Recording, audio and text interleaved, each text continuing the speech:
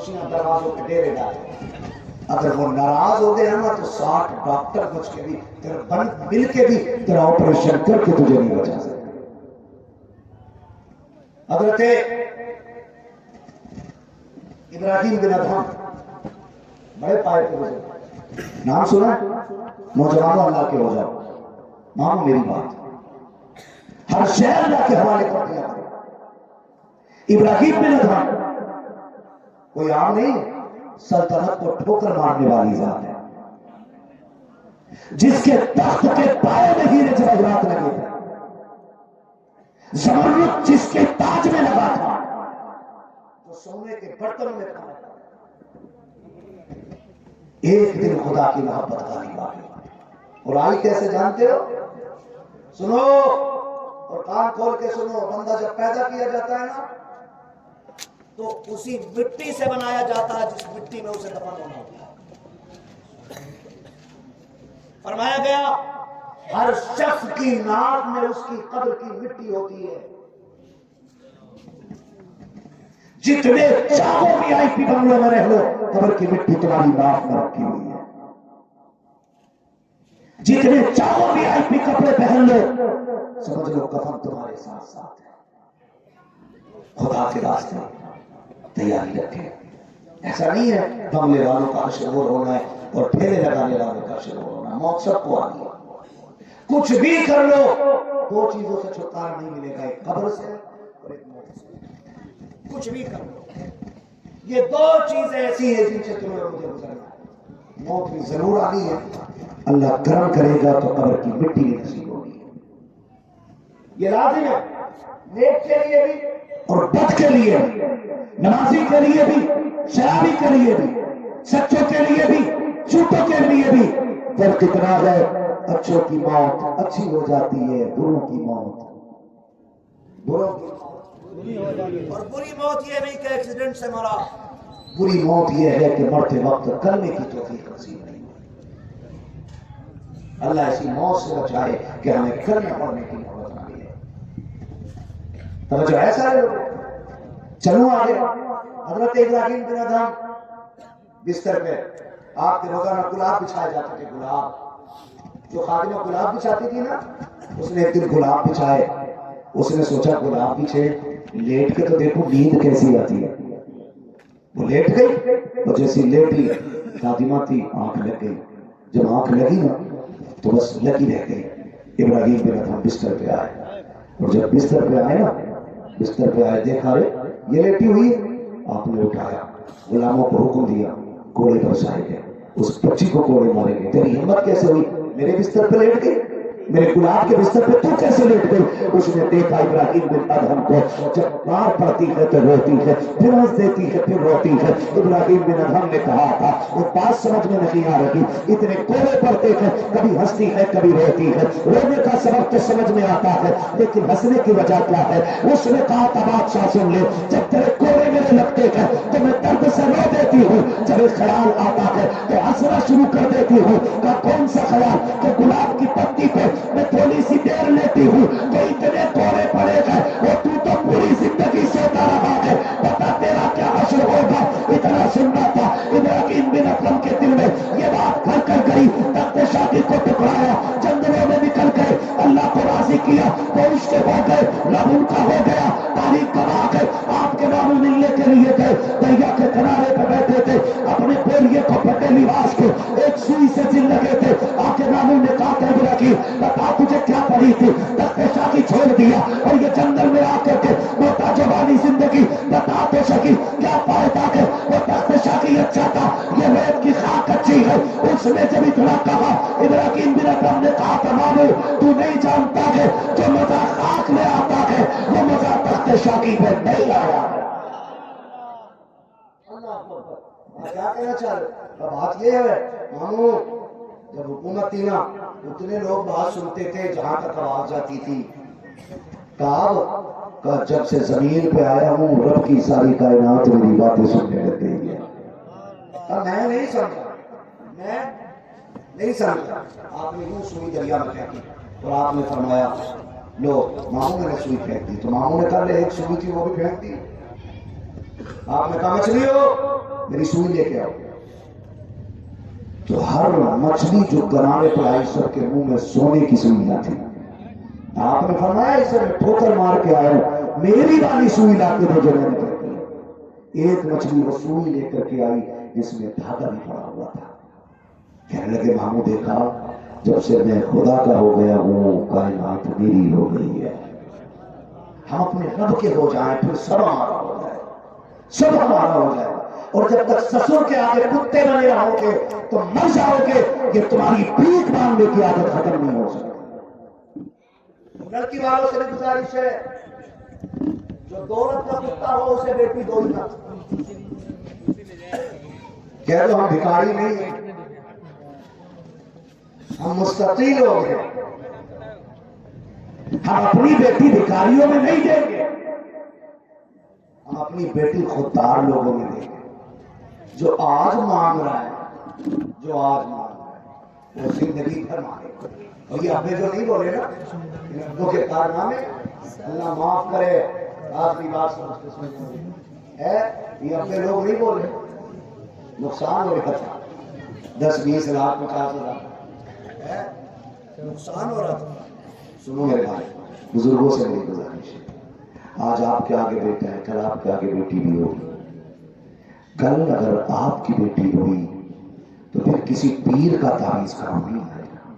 یہ سن لینا, کسی پیر کا تعویذ کام نہیں دے گا, کسی بزرگ کی دعا نہیں لگے گی.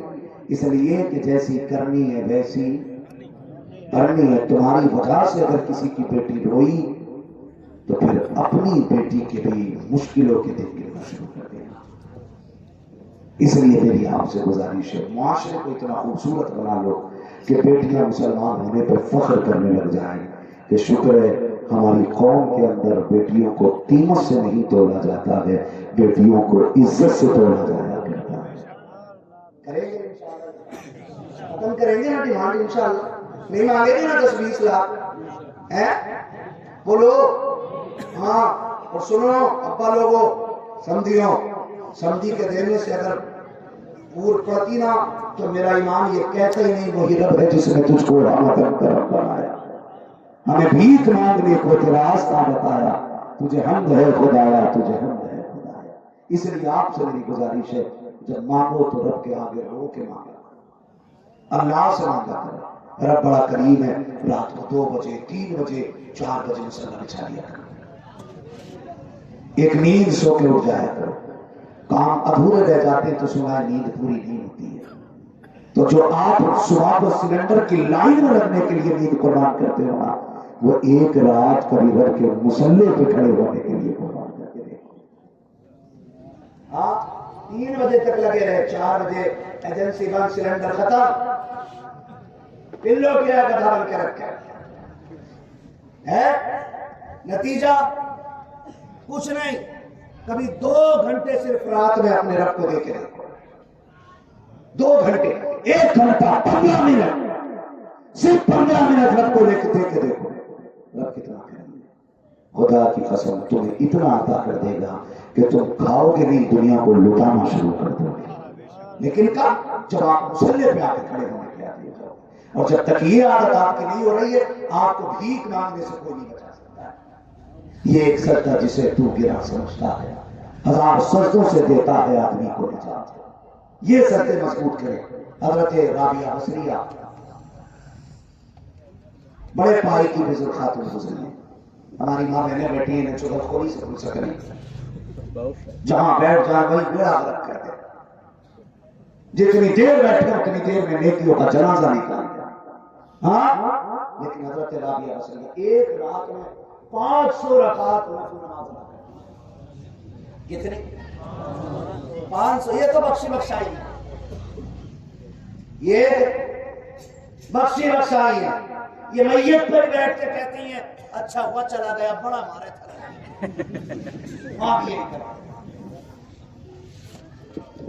ہاں یہ جنازے پر بیٹھ کے بھی کپڑے چیک کرتی ہیں. رابعہ بصریہ ایک رات میں 500 رکعت نفل پڑھتی ہے, پھر بھی سوتی نہیں. جو رات بچ جاتی ہے اس میں رونا شروع کر دیتی ہے. کسی نے کہا رابعہ पूरी रात इबादत करती है, फिर रो देती हो का इबादत पर करती हूँ ये सोच के वो मेरा रब है, और रोती ये सोच के हूँ कि वो बेनियाज भी है। 500 रकात पढ़ी है तो क्या हुआ, कहीं वो मुंह पे न मार दे, का इसलिए रो देती हूँ। एक दिन ना रोते रोते आंख लग गई, घर में चोर आ गया। कौन आ गया? चोर आ गया। 99% मियां बीवी आपस में झगड़ा कर, हर घर की कहानी है।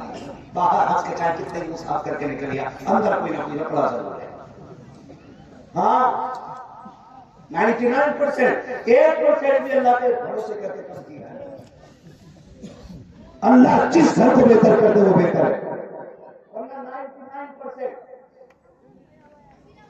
हाँ 99% हर घर में चल रहा है। ओ बेटी हो, तेरी जन्नत तेरा शौहर है, याद रखना। शौहर तुझसे नाराज है, काबे में जाके मर जा, बजाय सिवाय लट्ठों के तुझे कुछ नहीं मिलने वाला, कब्र में जाके मार पड़ेगी। शौहर को राजी करके मर जा, तुझे मरने में देर लगेगी, रब को तेरी कब्र को जन्नत बनाने में देर नहीं लगेगी। सुने राबिया बसरिया 500 रकात नमाज में पढ़ती है, फिर रोती है, अल्लाह कबूल कर लेना, कबूल कर लेना। सो गई, रात में आ गया चोर। कौन आ गया? जोर से, अभी सारे नहीं बोल रहे हो? रात में आ गया चोर, और चोर ने आके देखा हो रात खाली चली गई, यहाँ भी कुछ नहीं है, एक लोटा है, थोड़े से कपड़े। उनने सोचा खाली जाने से बेहतर यार से भर लो, उसने कटरी बांध ली। जब उठाने लगा तो अंधा हो गया। बोलो सुभान अल्लाह। जो अल्लाह का हो जाता है अल्लाह उसका हो जाता है। जैसी कटरी बांधी अंधा हो गया, फिर कटरी बांध उठाना चाहा, फिर अंधा, फिर चोरी, फिर ठीक, फिर उठाना चाहा, फिर अंधा। उनने सोचा निकल लो, समझ रहे, निकल लो। जाते जाते कहने लगा लो, खाली आए थे खाली जाने लगे। क्या हुआ?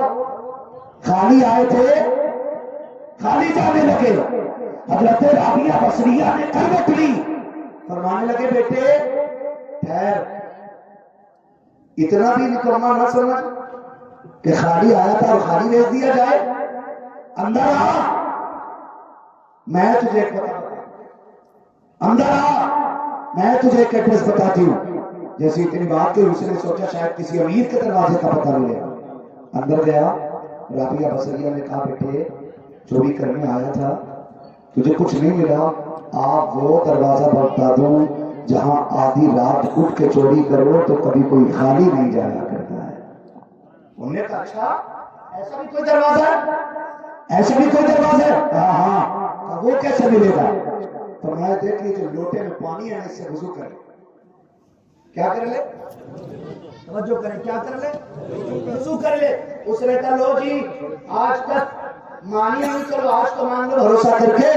उसने वुजू किया, वुजू करने के बाद कहा लो मोहतरमा मैंने वुजू कर लिया है। राबिया बसरिया ने अपनी चादर बिछा दी और बिछा करके कहा आप इस पे आके खड़ा हो जा, 2 रकात नमाज हाजत की नियत कराई है, नफल नमाज के लिए आपने खड़ा कर दिया है। आपने कहा 2 रकात पढ़ लो। जैसी उसने पहली रकात मुकम्मल की है और सजदे में गया है, हजरत राबिया बसरिया ने आसमान की तरफ देखा और रोके कहा तमाली मैं तेरी मजबूर सी बंदी, मैं तेरी कमजोर सी बंदी, मैं तेरी नापरवाह सी बंदी, मालिक मैं इसको कुछ नहीं दे सकती हूँ, लेकिन मेरे परवरदिगार जितना मेरे बस में था मैंने कर दिया है, अब जो तेरे बस में है तू करके दिखा दे। आवाज़ कुदरत आई, राबिया परेशान ना हो, जब तू वुजू करा रही थी तू इसका मुंह धो रही थी, मैं होश कौशल से इसका दिल धो रहा था। राबिया जब तूने नियत करा के इसको मुसल्ले पे बुला के तूने इसका सब काबे की तरफ किया था, मैंने इसका दिल अपनी रहमतों की तरफ फेर दिया। आवाज आई राबिया मेरी बंदी है तू, तू हमारे लिए है हम तेरे लिए हैं, जा तेरी बात रखेंगे। आया चोर बन के था, जाएगा वली बन के तेरे दरवाजे से। है जी सजदों में बड़ी ताकत है, लेकिन करते ही नहीं सकते।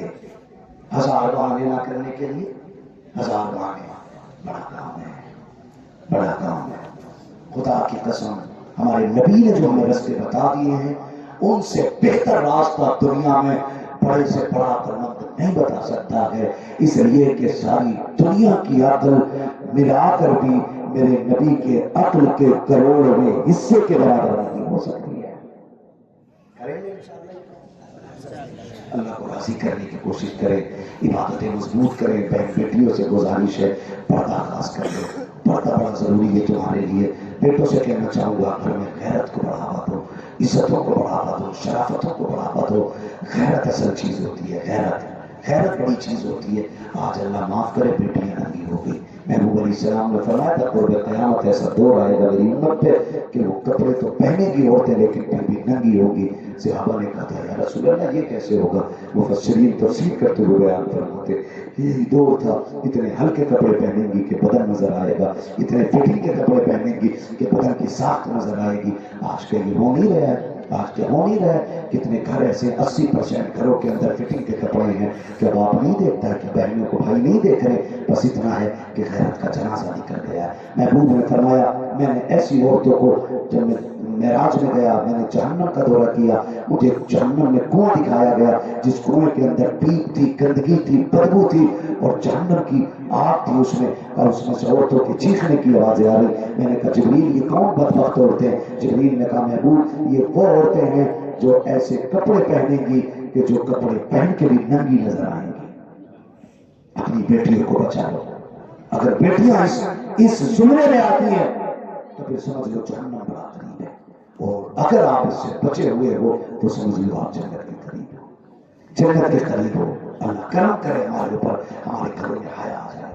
بات حیا کی ہو اور خاتون جنت کا ذکر نہ آئے تو حیا کا موضوع مکمل ہی نہیں ہوتا ہے۔ حیا کی تعریف بھی تب مکمل ہوتی ہے جب خاتون جنت کا ذکر آ جایا کرتا ہے۔ آج بے غیرتی بے حیائی عام ہو گئی ہے۔ حیا کوئی پوچھے نبی کی بیٹی سے، خاتون جنت سیدہ طیبہ طاہرہ عابدہ زاہدہ نقیہ تقیہ راکعہ